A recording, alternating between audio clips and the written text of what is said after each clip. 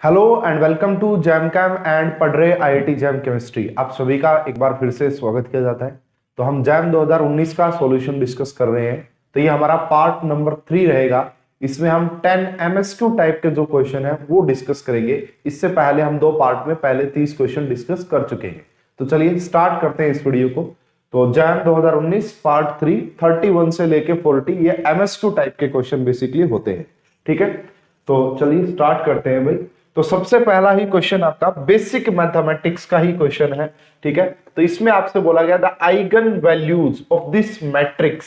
इस मैट्रिक्स की eigen values निकालिए। तो बहुत सिंपल मेथड होता है स्टूडेंट आइगन वैल्यू निकालने का। ये ए हम मान लेते हैं कि लेट से ये ए हमारी मैट्रिक्स है। ठीक है, तो ये ए मैट्रिक्स ले लीजिए माइनस यहाँ पे लैम्डा, और ये जो लैम्डा होता है यही हमारी आइगन वैल्यू होती है, इनटू में आई बोले तो आइडेंटिटी मैट्रिक्स। इसको आप जीरो के इक्वल पुट कर दीजिए और यहां से जो लैम्डा की वैल्यू आएगी वही आपका आइगन वैल्यू होती है। ठीक है, तो ए मैट्रिक्स लिख लेता हूं। यहां पे ए मैट्रिक्स क्या हो गई 1 2, यहां पे 2 1, उसके बाद माइनस लैम्डा। देखिए भाई आई आइडेंटिटी मैट्रिक्स अगर ये 2 क्रॉस 2 की है तो यहाँ पे भी आपको 2 क्रॉस 2 की ही लेनी पड़ेगी। तो यहाँ पे जब आप लेंगे तो बाहर में एक बार लिख देता हूं यहाँ पे कुछ इस प्रकार से, लैम्डा यहाँ पे हो गया 1 0 0 1। ठीक है, ये इसको जीरो के इक्वल पुट कीजिए। तो जब आप यहां से माइनस करेंगे स्टूडेंट, देखिए 1 इसकी मल्टीप्लाई करेंगे तो अल्फा अंदर चला जाएगा ये, तो 1 माइनस डेल्टा यहां पे हो जाएगा 2, यहां पे हो जाएगा 2, और यहां पे क्या हो जाएगा 1 माइनस में ये रहा। इसको आप किसके इक्वल पुट कर दीजिए स्टूडेंट, जीरो के। इसका अब डिटरमिनेट्स लेना पड़ेगा स्टूडेंट। आपको क्या लेना पड़ेगा, डिटरमिनेट्स लेना पड़ेगा इस मैट्रिक्स का। तो डिटरमिनेट्स के लिए क्या करते हैं, इसकी इसके साथ मल्टीप्लाई कर दो, इसके इसके साथ मल्टीप्लाई कर दो। जब मल्टीप्लाई करेंगे तो 1 माइनस लैम्डा का स्क्वायर हो जाएगा एंड माइनस में 4 हो जाएगा, और इसको आप किसके इक्वल पुट करेंगे, जीरो के इक्वल पुट करेंगे। अब देख लो भाई सिंपल कि हम क्या क्या वैल्यू पुट करें कि हमारे पास जीरो आ जाए। एक तरीका तो ये हो सकता है आप यहाँ पे कि इसकी वैल्यू को आप क्या पुट कर सकते हैं, इसके ऊपर थोड़ा सा और ओपन कर लीजिए। तो ओपन करेंगे तो क्या बनेगा जी, यहां से एक का स्क्वायर 1 का स्क्वायर 1, यहाँ पे माइनस लैम्डा का यही हो जाएगा एंड माइनस 2 लैम्डा, और यहाँ पे होगा जी माइनस 4 इज इक्वल टू 0। ठीक है, इसको अगर थोड़ा सा और सही करके लिखेंगे तो देखिए लैम्डा का स्क्वायर हो गया माइनस 2 लैम्डा हो गया एंड यहाँ पे माइनस 3 हो गया और इज इक्वल टू 0। अब भाई यहाँ पे आप इस लैम्डा की क्या क्या वैल्यू पुट करें कि 0 आ जाए। एक तरीका तो ये है कि आप -1 पुट करके देख लीजिए, -1। तो जब आप -1 पुट करेंगे तो -1 का स्क्वायर 1 होगा, ये प्लस हो जाएगा तो 1 + 2 3, और 3 में से 3 जाएगा तो 0 आ जाएगा, 3 में से 3 जाएगा तो 0। जब आप इसको सोल्व करेंगे, हालांकि आप वैसे भी सोल्व कर सकते हैं, ये सॉरी इसका क्वाड्रेटिक इक्वेशन बन गई है ये। इसको सोल्व करने का बड़ा आसान तरीका कि लैम्डा माइनस में आप यहाँ पे क्या लिख सकते हैं भाई, आपको चाहिए कि सम ही आ जाए तो यहाँ पे आप लिख लीजिए -3 लैम्डा माइनस में लैम्डा एंड आप यहाँ पे लिख लीजिए 3। उसके बाद यहाँ से लैम्डा कॉमन ले लीजिए तो लैम्डा +3 आ गया, यहाँ से -1 कॉमन ले लीजिए तो लैम्डा +3 आ गया। तो यहाँ से भाई आपको इस लैम्डा की दो वैल्यू आएगी, एक -1 आएगी और एक आपका -1 आएगी या +1 आएगी, ध्यान से देखना पड़ेगा भाई। तो थोड़ी बहुत यहाँ पे भाई वो हो रही है, आप इसको चेक जरूर कर लें अपने लेवल पे। ये माइनस प्लस का लेंगे, माइनस का सॉरी, इसको आप प्लस का लीजिए और इसको आप माइनस का लीजिए। ठीक है ना, तब जाके आपका -2 बनेगा ना, -2 लैम्डा। तो सॉल्व कर लीजिएगा स्टूडेंट, बिल्कुल करेक्ट आंसर आएगा इसका कि यहाँ पे एक तो ये -1 भी आएगी एंड दूसरा यहाँ पे +3 भी आएगी। तो इस क्वेश्चन का जो सही आंसर आएगा that is A and D is the correct answer. A और डी इस क्वेश्चन का सही आंसर हो जाएगा। ठीक है, तो चलिए नेक्स्ट क्वेश्चन पे चलते हैं स्टूडेंट। नेक्स्ट क्वेश्चन क्या है, this is related to theory of gases, या फिर आप गैसेस स्टेट का क्वेश्चन बोल सकते हैं। तो आपको रियल गैस इक्वेशन पढ़ाई जाती है, van der Waals gas equation पढ़ाई जाती है। तो the unit of constant a in van der Waals equation of state of real gas can be expressed as. देखिए भाई सबसे पहले तो हम यही लिख लेते हैं कि हमारी वान डेर वाल गैस इक्वेशन होती क्या है। तो यहाँ पे P प्लस में A n² बाई में V² होता है। ठीक है। एक ही हमारा जो है हम प्रेशर के अंदर कोरेक्शन करते हैं और दूसरा वॉल्यूम के अंदर कोरेक्शन की जाती है। V n minus b is equal to 0, है ना। तो PV is equal to nRT, sorry 0 के इक्वल नहीं होता, ये आपका nRT के इक्वल होता है। तो अब हमें चाहिए कि ये जो A है this is one der Waals gas constant A और ये रहा जी B, इन दोनों की यूनिट चाहिए, स्पेशली यहाँ पे तो A की यूनिट पूछी है। तो देखिए ये अगर आपको एक यूनिट चाहिए तो इस पूरे को उठा लीजिए आप, सिंपली इस पूरी को। तो जब आप देखेंगे यहां से तो ये देखिए ये प्रेशर है, अगर ये प्रेशर है तो ये भी प्रेशर ही रहा होगा, ये पूरा भी एक प्रकार से प्रेशर ही है ना। क्यों, देखिए भाई अगर यहाँ पे इसके प्लस में लिखा हुआ तो पक्का ही इसकी यूनिट प्रेशर की यूनिट रही होंगी, तभी जाके ये यहाँ पे ऐड हो सकता है, वरना तो ऐड होगा ही नहीं, है ना। भाई आपको 2 आदमी प्लस 2 आदमी ही ऐड करने होंगे ना, कहने का मतलब यूनिट सेम होनी चाहिए। तो ये बेसिकली प्रेशर की ही यूनिट हो जाएगी भाई। तो A इंटू में n square and V square, तो ये भाई कौन है, ये बेसिकली प्रेशर की ही यूनिट रही होगी, प्रेशर। तो यहाँ पे अब उसके बाद वॉल्यूम ऊपर जाएगा, वॉल्यूम ऊपर जाएगा और ये नीचे आएगा। तो नीचे ये मोल है और ये क्या भाई आपका मीटर स्क्वायर लिखोगे आप, जो भी लिखना चाहते हो। तो ये प्रेशर इनटू में यहाँ पे हो जाएगा जी V का स्क्वायर वॉल्यूम का स्क्वायर और नीचे हो जाएगा n स्क्वायर। तो यानी कि पर देखो प्रेशर की यूनिट आप पास्कल मान लीजिए एक बार, ठीक है। तो हम मान लेते हैं कि भाई पास्कल। उसके बाद देखिए भाई वॉल्यूम का यहाँ पे आप मान लीजिए मीटर क्यूब, मीटर क्यूब है ना, और उसका करना पड़ेगा स्क्वायर और नीचे क्या करेंगे पर मोल, ये रहा -2। तो एक यूनिट ये बनेगी स्टूडेंट, एक यूनिट कौन सी बनेगी, जो कि ऑप्शन नंबर ए में दिखाई दे रहा है, ये बिल्कुल बन जाएगी एक यूनिट। क्यों, मोल सेकंड -2 है मोल के ऊपर, ठीक है। हालांकि मोल के ऊपर -2 तो सभी के अंदर है, ठीक है यहाँ पे। उसके बाद पास्कल और ये आ गया जी मीटर का 6, तो बिल्कुल सही है, ये होगी। दूसरा आप यहाँ पे क्या कर सकते हैं स्टूडेंट, आप अगर आप बात करेंगे एक जूल जो होता है वो किसके इक्वल होता है, जूल का मतलब भी वर्क डन होता है। तो ये बेसिकली होता है आपका जो पास्कल है इंटू में मीटर का क्यूब, पास्कल इंटू में मीटर का जो क्यूब होता है उसी को लिख सकते हैं। तो यहां से जब आप लिखेंगे तो पास्कल हटा दो और एक मीटर का क्यूब हटा दो, उसकी जगह जूल लिख दीजिए, तो ये भी आपका इसका आंसर आ जाएगा। तो इस क्वेश्चन का भी जो सही आंसर रहेगा दैट इज क्या रहेगा जी, correct answer A and D is the correct answer. तो ये भाई पूरी प्रेशर थे, तो हमने ये लिखा प्रेशर के लिए पास्कल, ये आपका वॉल्यूम है मीटर क्यूब में लिखी जाती है, स्क्वायर करोगे मीटर 6 हो जाएगा और नीचे हमने मोल का इनवर्स लिख दिया, मोल का स्क्वायर करना पड़ेगा, ऊपर जाके -2 हो जाएगा। तो A and D is the correct answer. अगर आपसे यहां पे पूछता स्टूडेंट, कल को पूछ ले एग्जामिनर कि भाई B की बताओ, B की क्या होगी, तो ये वॉल्यूम है तो बेसिकली ये भी क्या रही होगी, वॉल्यूम। तो B की यूनिट अगर आपसे पूछता है यहाँ पे, ठीक है, तो ये पूरा वॉल्यूम है यानी कि मीटर का क्यूब है यहाँ पे, और नीचे क्या कर देते आप मोल, मोल इनवर्स करना पड़ता।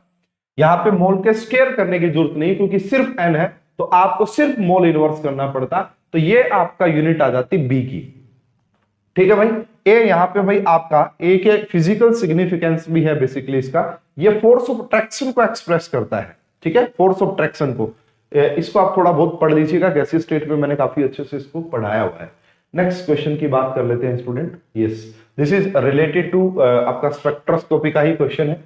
Among the following microwave active molecule is and are. Microwave से भाई जैम 2021 में भी क्वेश्चन पूछा है। माइक्रोवेव एक्टिव की अगर बात करोगे तो जिन भी मॉलिक्यूल के अंदर परमानेंट डाइपोल मोमेंट होती है ना, जिन भी मॉलिक्यूल के अंदर परमानेंट डाइपोल मोमेंट होती है वो आपका माइक्रोवेव एक्टिव होते हैं। परमानेंट डाइपोल मोमेंट जो होती है वो आपका क्या होते हैं, वो आपका माइक्रोवेव एक्टिव होंगे, माइक्रोवेव एक्टिव होंगे। अब देख लो जी किस किस के अंदर है। पहला ही मॉलिक्यूल है ट्रांस डाइक्लोरोइथीन, ठीक है, ट्रांस डाइक्लोरोइथीन। ये रहा जी क्लोरीन, ये रहा क्लोरीन, ये रहा हाइड्रोजन, ये रहा हाइड्रोजन। इसके तो डाइपोल मोमेंट 0 है भाई।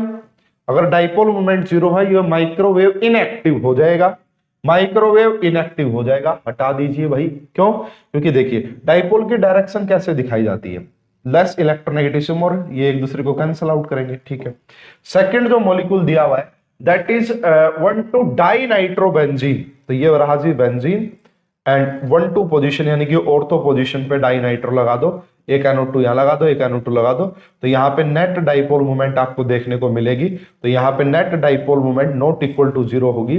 अगर नॉट इक्वल टू 0 तो यहाँ पे परमानेंट डाइपोल मोमेंट है, इसका मतलब ये माइक्रोवेव एक्टिव होगा। तो हमारा बीबी आंसर हो जाएगा यहां से। उसके बाद है 3 मिथाइल फिनोल, ये भी एक्टिव होगा। पैरा अमीनोफिनोल ये भी आपका एक्टिव होगा। अगर ये दोनों मॉलिक्यूल आप चाहते हैं कि मैं बना दूं तो बिल्कुल इजीली बनाया जा सकता है इनको।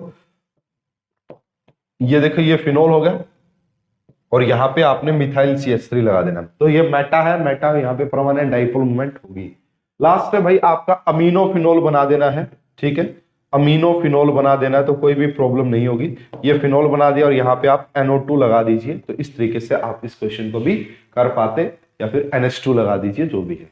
तो यहाँ पे भी आप देख पा रहे हैं कि यहाँ पे सभी के अंदर परमानेंट डाइपोल मोमेंट है, इसलिए सारे माइक्रोवेव एक्टिव होंगे। इस क्वेश्चन का जो सही आंसर है that is BCD is the correct answer, ठीक है। नेक्स्ट क्वेश्चन की बात कर लेते हैं स्टूडेंट। यस, दिस इज, इसको आप coordination chemistry point of view से भी देख सकते हो, इसे आप main group point of view से भी देख सकते हो, ठीक है, क्योंकि ये नाइट्रेट का टेस्ट होता है। NO3 नेगेटिव नाइट्रेट को पहचानने का ये टेस्ट होता है। The true statement regarding the brown ring test, बड़ा ही फेमस टेस्ट है भाई, brown ring test carried out in the laboratory for the detection of nitrate is. तो ये कह रहा भाई सबसे पहला, brown ring is due to the formation of iron nitrosyl complex. बिल्कुल सही स्टेटमेंट है ये बिल्कुल सही स्टेटमेंट है। देखिए स्टूडेंट, होता क्या है ना, यहाँ पे हमारा जो प्रोडक्ट मिलता है वो क्या मिलता है, यहाँ पे होगा Fe आयरन, यहाँ पे होता H2O का 5 एंड यहाँ पे NO होता है और इसके बाहर होता है सल्फेट, इसके बाहर होता है सल्फेट। ये खास बात है इस कंपाउंड की। अब यहाँ पे जो ये NO है वो अपनी +1 ऑक्सीडेशन स्टेट में होता है, +1 में, और ये अगर सल्फेट है तो इसके ऊपर 2 नेगेटिव तो यहाँ पे 2 पॉजिटिव। खास बात ये होती है स्टूडेंट इस कॉम्प्लेक्स की कि ये आपका आयरन यहाँ पे +1 ऑक्सीडेशन स्टेट में होता है, आयरन यहाँ पे आपका +1 ऑक्सीडेशन स्टेट में पाया जाता है। तो ये देखिए iron nitrosyl complex, iron Fe और ये नाइट्रो NO नाइट्रोसिल, तो ये आयरन नाइट्रोसिल कॉम्प्लेक्स बनता है, इसी की वजह से आपका ब्राउन रिंग की फॉर्मेशन होती है। स्टेटमेंट बिल्कुल सही है। Concentrated nitric acid is use for the test, नहीं, यहाँ पे कंसंट्रेटेड सल्फ्यूरिक एसिड यूज किया जाता है, H2SO4 यूज किया जाता है, न कि HNO3। HNO3 भी यूज होता है लेकिन भाई यहाँ पे H2SO4 भी यूज होता है, वो कंसंट्रेटेड यूज किया जाता है। तो बी ये स्टेटमेंट करेक्ट नहीं होगी। उसके बाद सी की, the complex formed in this complex, क्या ये बनेगा? नहीं जी, ये नहीं बनेगा भाई, ये तो अलग कॉम्प्लेक्स हो गया, ये तो अलग कॉम्प्लेक्स हो गया। The brown coloured complex is paramagnetic in nature, क्या यह पैरामैग्नेटिक नेचर का होगा? यस। देखिए आयरन यहाँ पे +1 ऑक्सीडेशन स्टेट में है स्टूडेंट, तो आयरन +1 होने का मतलब क्या है कि यहाँ पे आर्गन, उसके बाद 3D6 होता है एंड 4S1 होता है यहाँ पे, ठीक है। उसके बाद भी अगर आप देखेंगे तो ये पैरामैग्नेटिक होता है भाई, बिल्कुल, तो ये बिल्कुल सही स्टेटमेंट है। The brown coloured complex is paramagnetic in nature, सही है।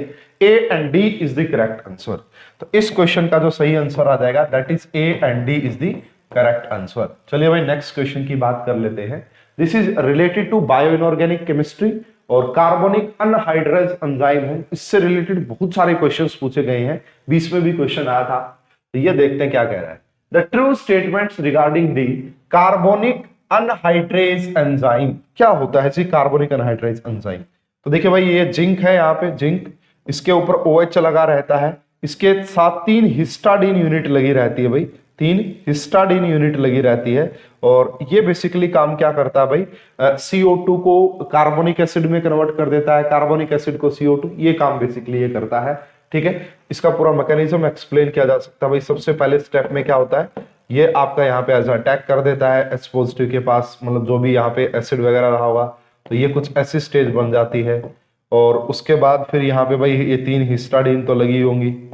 इसके बाद भी यहाँ पे अब क्या होगा भाई, यहाँ से ये H निकल जाता है और OH यहाँ पे ये एक ऐसी स्टेट आ जाती है कि ये भी यही वाले लगा लो आप ना, यही है। इसके बाद ये CO2 के ऊपर अटैक करता है, एज ए न्यूक्लियोफाइल के तौर पे अटैक करेगा भाई, यहाँ से एज ए न्यूक्लियोफाइल के तौर पे, और फाइनली जाके इसको कन्वर्ट कर देगा कार्बोनिक एसिड के अंदर।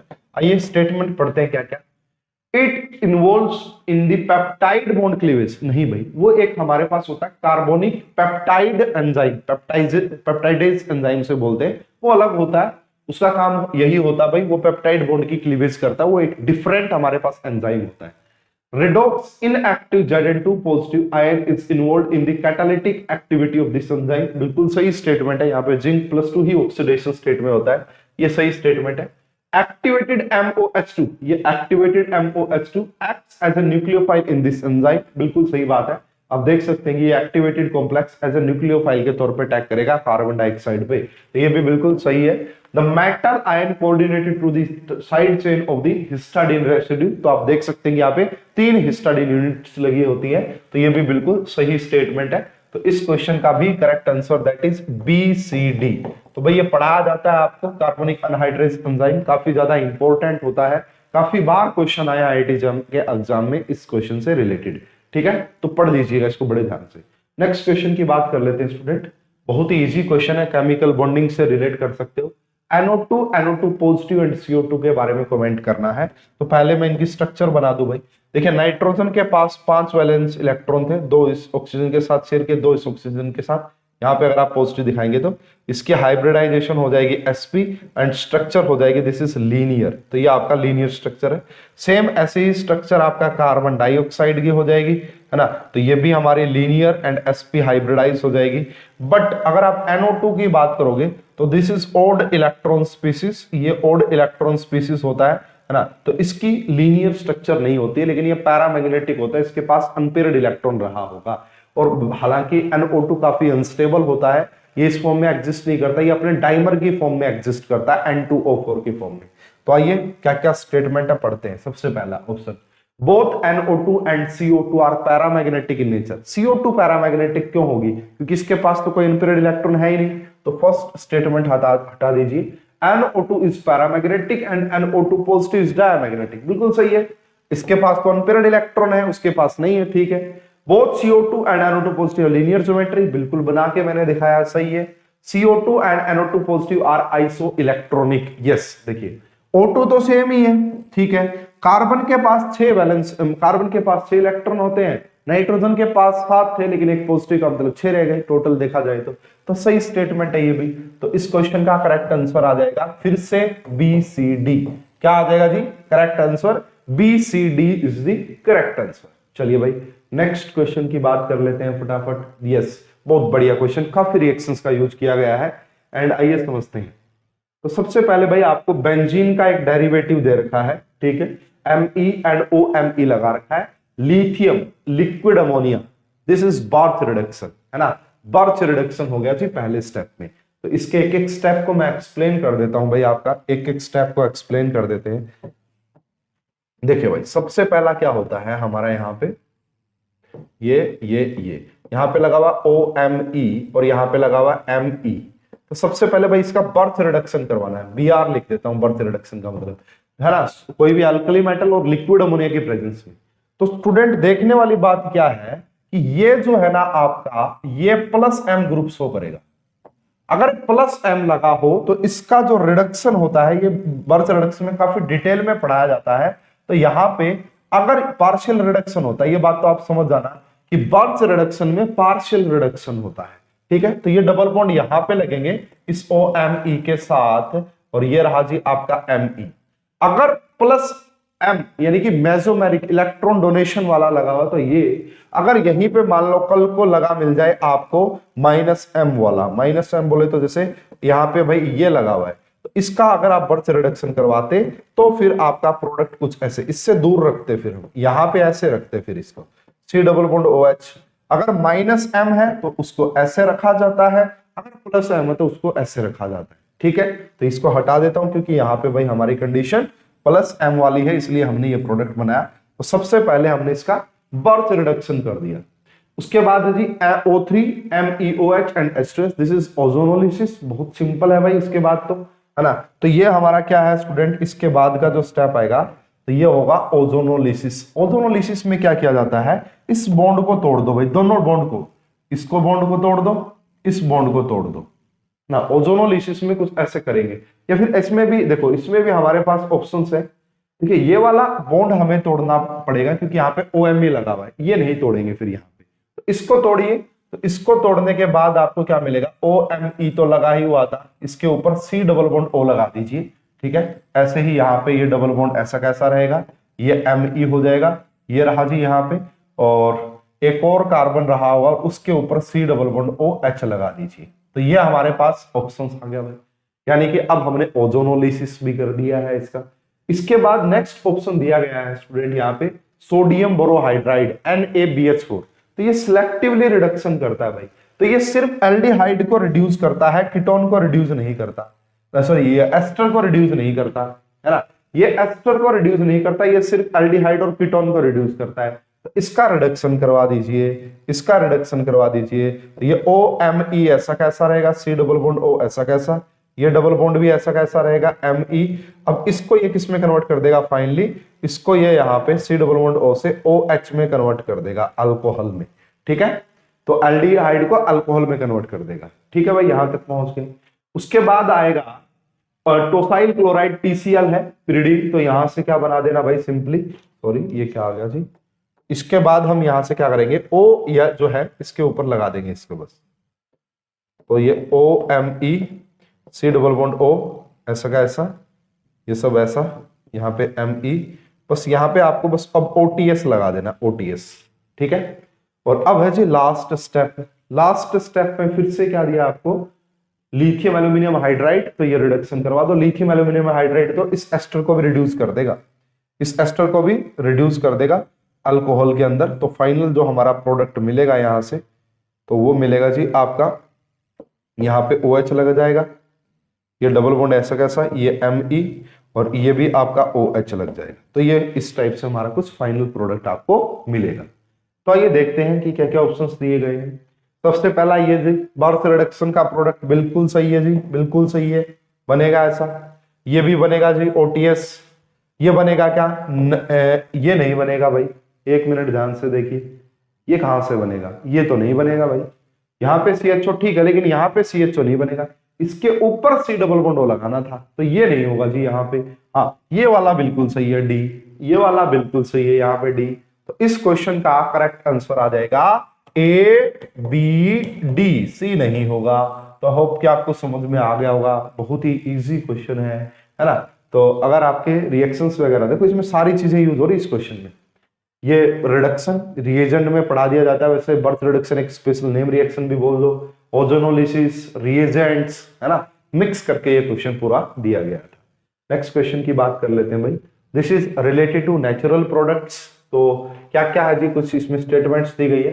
The correct statement among the flowing, secondary structure of polypeptide describe the number and type of amino acids residue. Uracil is pyrimidine nucleobase. Natural fatty acids have odd number of carbon atoms. तो odd नहीं होता student, even होते हैं, ये हटा दीजिए यहाँ से। वैसे इसका आंसर A और D आएगा अगर आप करेक्ट स्टेटमेंट पढ़ेंगे तो। इसके लिए कुछ कंटेंट है जो लिखा हुआ है, आप वहां से पढ़ लीजिएगा, ज्यादा समझाने का नहीं है। तो ये देखना, the formation of these bonds depend upon the amino acid sequence. Primary structure is when amino acid are linked together by the peptide bonds to form polypeptide chains. अब देखो यहाँ पे secondary structure when the polypeptide chains fold into regular structure like beta sheet, alpha sheets, helix वगैरह ये रहा।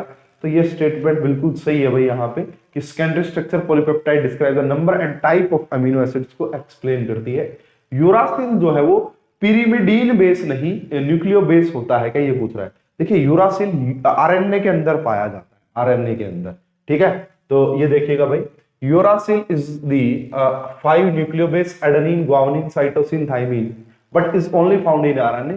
Naturally occurring pyrimidine derivative है ये, basically pyrimidine derivative with the molecular formula this. तो भाई ये पिरिमिडीन डेरिवेटिव होता है, पिरिमिडीन डेरिवेटिव होता है। इसका मतलब सही है भाई ये वाला ऑप्शन भी, इसका मतलब पिरिमिडीन न्यूक्लियो बेस है, तो सही है ये भी यूरासिल। तो बी भी आ जाएगा भाई, इसका आंसर बी भी आ जाएगा। Natural fatty acids have odd number of, ये नहीं होता, इवन नंबर होते हैं। उसके बाद आपका reaction of D glucose with this give product mixture of containing D fructose, D mannose and D glucose. तो इसके लिए भी मैंने कुछ कंटेंट लिया हुआ है, वो देख सकते हैं।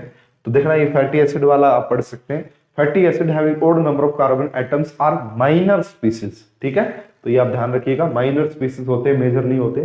और लास्ट वाला आप देख सकते हैं स्टेप, ये डी ग्लूकोज है, डी ग्लूकोज से डी मैनोज भी बनता है, एंड यहाँ पे डी ग्लूकोज से डी मैनोज बना, डी मैनोज से आप यहाँ पे डी फ्रक्टोज भी बन गया। तो ये आप देख सकते हैं कि एक दूसरे के अंदर इंटर कन्वर्टेबल होते हैं।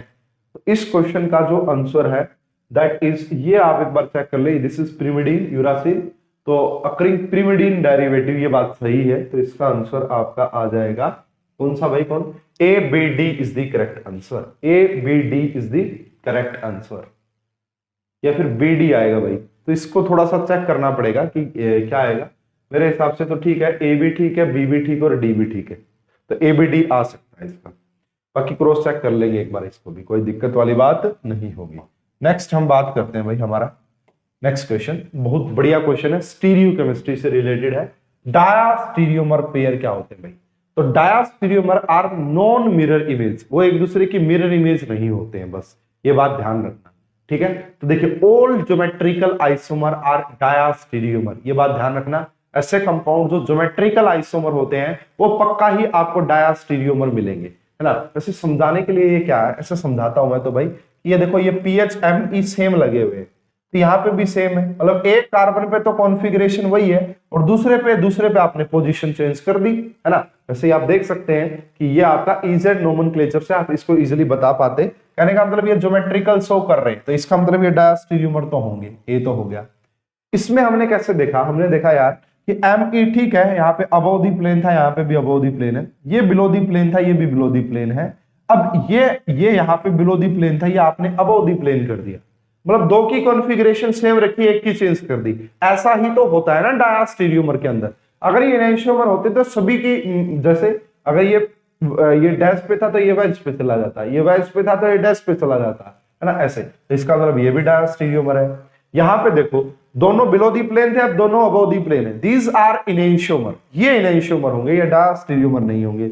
इसमें अगर आप देखेंगे स्टूडेंट ध्यान से देखिएगा, ये OH ऐसा कैसा लगा पड़ा है, जैसा यहाँ पे है, ये वाला भी ऐसा कैसा, ठीक है। यहाँ पे एक बिलो दी प्लेन है, मतलब एक आपका एक्सियल पे और ये इक्वेटोरियल पे, एक बाकी की कॉन्फ़िगरेशन वैसे की वैसे की सिर्फ एक ही कर दी। तो जहां पे भी आपको ऐसा लगे ना कि भाई दो सेम है, एक की चेंज कर दी, वो सारे डायास्टीरियोमर मिलेंगे, इसका मतलब ये भी आ जाएगा। तो इस क्वेश्चन का भी करेक्ट आंसर आ जाएगा, that is ABD is the correct answer, ABD is the correct answer. तो भाई अब हमारा लास्ट क्वेश्चन आ गया है MSQ सेक्शन का, तो ये भी ऑर्गेनिक केमिस्ट्री से ही रिलेटेड है। The reaction that results in the formation of aromatic species. देखिए भाई सबसे पहले ये SbCl5 है, ये लेविस एसिड की कैटेगरी में आता है। तो ये क्या करेगा, यहाँ से क्लोरीन को बाहर निकालेगा, क्लोरीन को बाहर निकालते ही यहाँ पे डिपॉजिट हो जाएगा पॉजिटिव चार्ज, क्या हो जाएगा यहाँ पे, तो ये रहा और यहाँ पे आ गया पॉजिटिव चार्ज, ठीक है। तो आप देख सकते हैं कि ये कंपाउंड प्लेनर है एंड यहाँ पे 2 पाई इलेक्ट्रॉन है, कितने हैं यहाँ पे 2 पाई इलेक्ट्रॉन, जो कि हकल रूल को फॉलो कर रहा है, तो ये पक्का ही कंपाउंड एरोमेटिक होगा, ए एरोमेटिक होगा। AgBF4, तो यहाँ पे Ag क्या करेगा, इस Br नेगेटिव को बाहर निकाल देगा। तो जैसे ही Br नेगेटिव बाहर निकलेगा तो यहाँ पे आ जाएगा जी पॉजिटिव चार्ज, और ये पॉजिटिव चार्ज आते ही यहाँ पे 4 पाई इलेक्ट्रॉन हो गए, दिस इज एंटी एरोमेटिक, ये क्या हो जाएगा, एंटी एरोमेटिक हो जाएगा। तो ये एरोमेटिक होने वाला नहीं है। NaH क्या होता है स्टूडेंट, ये बेस है, बेस क्या करेगा, इस पोजीशन से इस H नेगेटिव को निकाल लेगा, सॉरी ये क्या होती है आपका NaH हाइड्राइड है, तो ये क्या करेगा यहाँ पे या फिर आप इसको बोल दो ये इसको इलेक्ट्रॉन देगा स्टूडेंट, यहाँ पे क्या करेगा, ये इसको इलेक्ट्रॉन देगा, ये पीएच है, यहाँ पे ये पीएच मेटल है ना, ये इसको इलेक्ट्रॉन देगी, C double bond O and pH, तो यहाँ पे आ जाएगा नेगेटिव चार्ज, और जैसे ही यहाँ पे नेगेटिव चार्ज आ गया 4 पाई इलेक्ट्रॉन, ये भी आपका एंटी एरोमेटिक हो जाएगा, तो आप इसको भी हटा दीजिए। लास्ट में सोडियम मेटल वो इसको इलेक्ट्रॉन देगी, और जैसे ही इलेक्ट्रॉन देगी तो यहाँ पे आपका बनेगा 6 पाई इलेक्ट्रॉन बन जाएंगे, ये 6 पाई इलेक्ट्रॉन बनेंगे, और ये आपका फिर आपका एरोमेटिक हो जाएगा, ठीक है। तो इस क्वेश्चन का भी करेक्ट आंसर आ जाना चाहिए था, A and D is the correct answer, ठीक है। तो एरोमेटिसिटी का एक बार भाई मैं इसका आंसर चेक कर लेता हूं बस, है ना, इस क्वेश्चन का आंसर ऑफिशियल की से मैच कर लेता हूं 38 का, कि क्या इस क्वेश्चन का करेक्ट आंसर आ रहा है, ठीक है। उसके बाद इस वीडियो को हम कंप्लीट कर देंगे।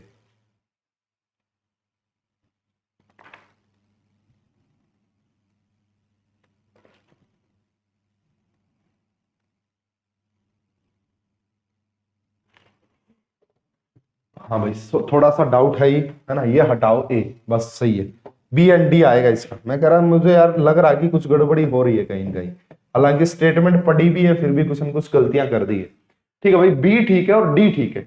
सेकेंडरी स्ट्रक्चर नहीं बताती। Secondary structure of polypeptide describe the number and type of the amino acid, ये गलत है। वो प्राइमरी स्ट्रक्चर बताती है। ये यहाँ पे लिखा भी हुआ था, हमने ध्यान ही नहीं दिया।